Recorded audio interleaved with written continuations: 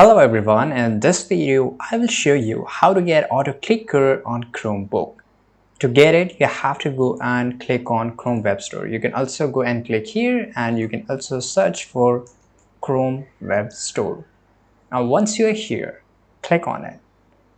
On the middle in the middle top here you will see the search bar. Now here you have to search for GG Clicker. Now once you're here, you will get this option of GG Auto Clicker. Click on it. You have to add to your whatever browser you're using. I'm using a Brave browser. Automatically you will get this notification of add extension.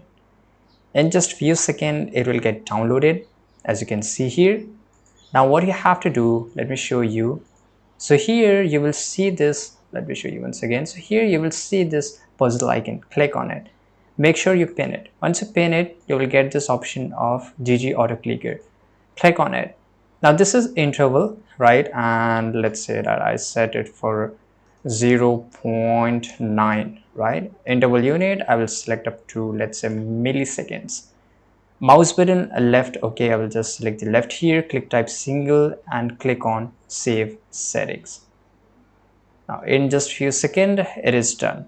As you can see here, to start it you have to press this button control plus comma, right? And to stop it, resume it, you have to do this. And for this navigations, right? Now let's go to a website and I will show you how whether it's work or not. So now I'm here into this website which is called Rapid Tables, and this is a click counter. So to start it, as you can see here, control plus comma. So I will take my mouse to the plus icon and press into my keyboard control plus comma, and it will just go in infinite. If I want to stop it, the command is control plus full stop and it will stop. As you can see here, this is some more option. For example, I have set it this never stop.